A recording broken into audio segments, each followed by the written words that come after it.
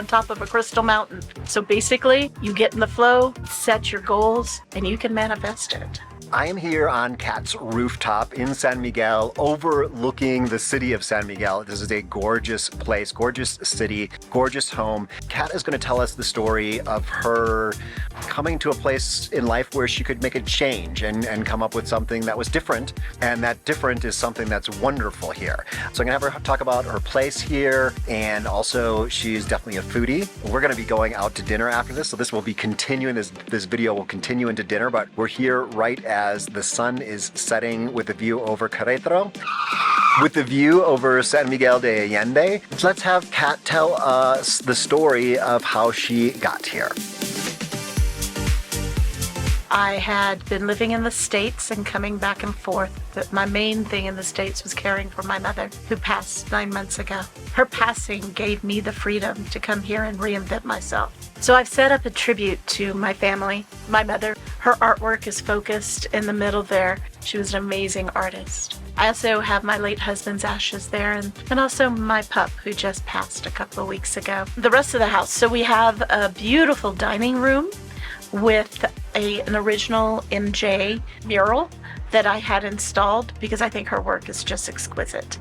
And then we also have this table here with the hand-carved swans. Very Mexico, very heavy furniture that is amazing to have dinner parties. And then as you walk in, you see what I call my Snow White fort. I guess if I was a guy, it would be a man cave. But for me, it's my sanctuary to be able to work and just relax. And then the next room has a fireplace that MJ did some more murals for me. And the swallow in the middle represents for my father looking over me. He was in the Yucatan and Cozumel, and the state bird is the swallow. And then I have hummingbirds because I have a hummingbird garden, and bees because the bees are important.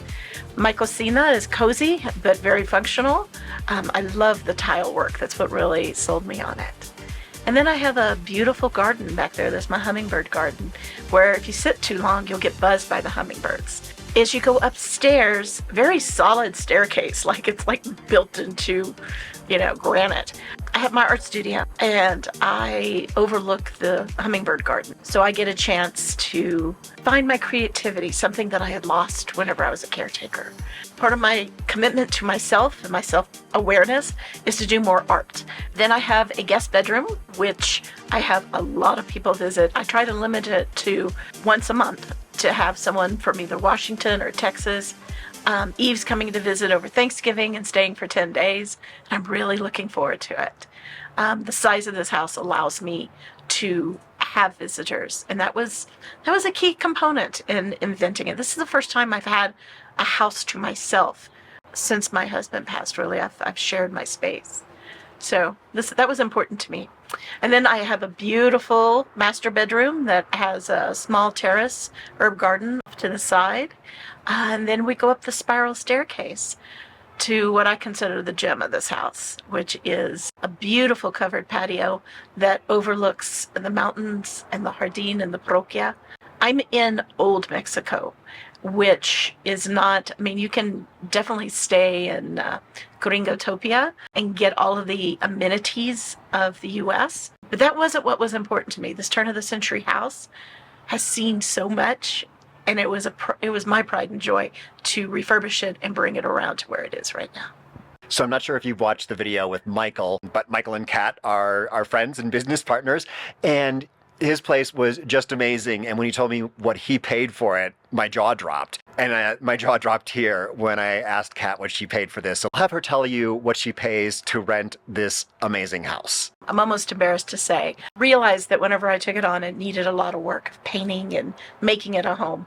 But I pay $650 US for a month, but it doesn't include utilities or the maid service. So we're closer to probably $800 after everything is said and done, including high-speed internet.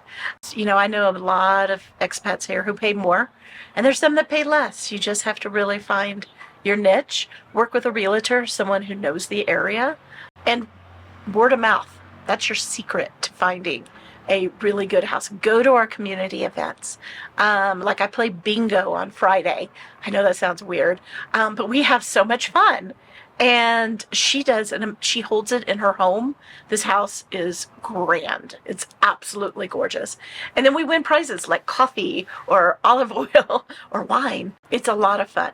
I also have another community event, which is a Soul of Business, which is a group of women that get together and we talk about how to align our business with our energy and with what we want to manifest in this life. It's a beautiful gathering.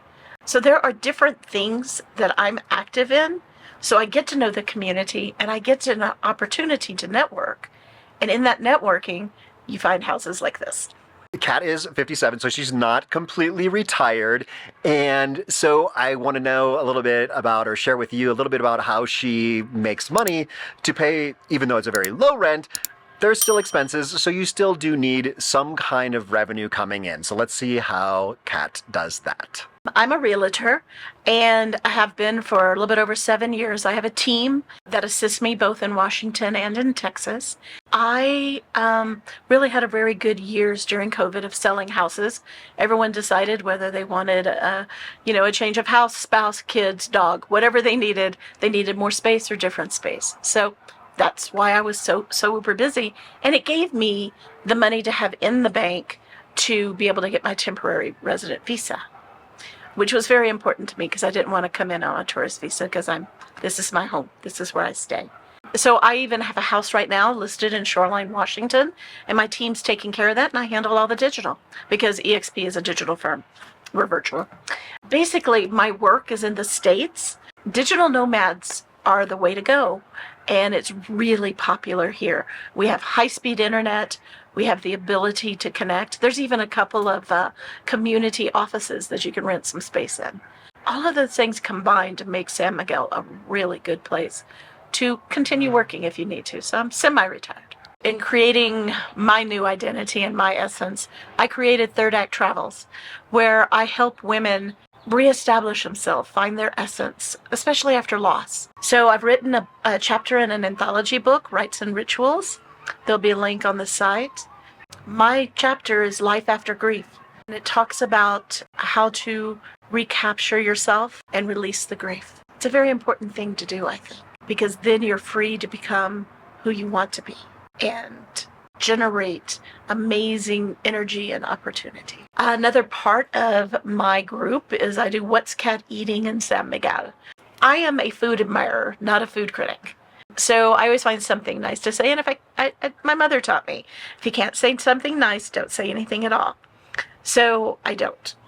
And I think that's the best way to do it because my taste may be different than somebody else. What's Kat Eating? I blog post a couple of times a week, take amazing foodie pictures because that's my favorite thing in the world to do. And I talk about everything from really high-end food here to $90 hamburgers, 90 peso hamburgers that come with fries and are as big as your head. I try to appeal to everyone and be a source and a resource for people who want food. The newest thing that we're going on is Michael and I are joining forces and we're starting a slipper club, which will be very experience related. So we'll have people come and we'll have the owner and the chef prepare things at the table. It'll be a limited number of people, 10 to 12. And it will allow you not only to meet other people here, but to experience the history and the story behind the restaurants here. So I'm really excited about that. As soon as Brighton and I have a chance to enjoy this glorious sunset that's coming and let him get a quick view of San Miguel as its nighttime glory, we're going to head over and do a little preview of what the Supper Club will be doing. The daughter of the owner of 1010 Pierre will be joining us and showing us how they do their grill and the story of their restaurant. It should be amazing.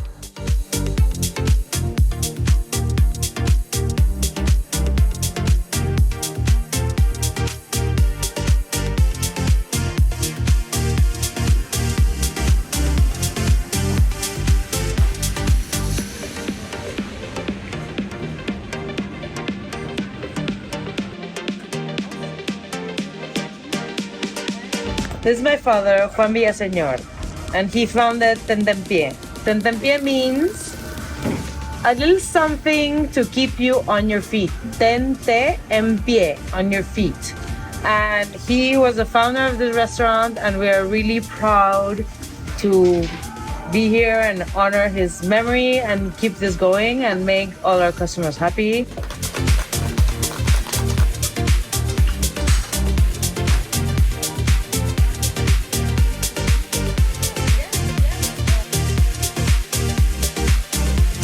We have the barbecue, we have the mole. The mole is made in Dolores Hidalgo by a friend of ours who has a ranch, and they grow the chiles and they dry them, and then they make the mole in the metate and they bring it here like already made. We have the paste and we put it in the ribs.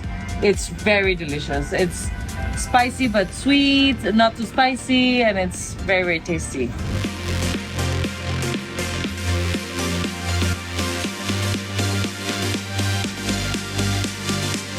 So romesco sauce and the one with the cream. So please have that one.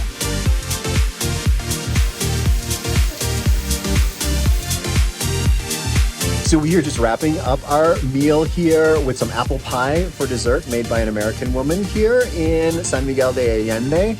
And I love this meal and this concept of having the owner, or in this case, the owner's daughter, come and explain and talk about the food. So the idea of the supper club, I think, is wonderful. So if you're here in San Miguel de Allende, definitely check that out. Check out What's Kat Eating over on Facebook, or hopefully she's going to have a blog by the time this posts, because I've been telling her she needs a blog and not just Facebook. Check that out. And also check out Michael, who is going to be the other half of the supper club. I interviewed him too. And there's more expats telling their story of how they made it to Mexico, because I want you to see their story or hear their story, because then you'll know you can do it too. Hasta luego.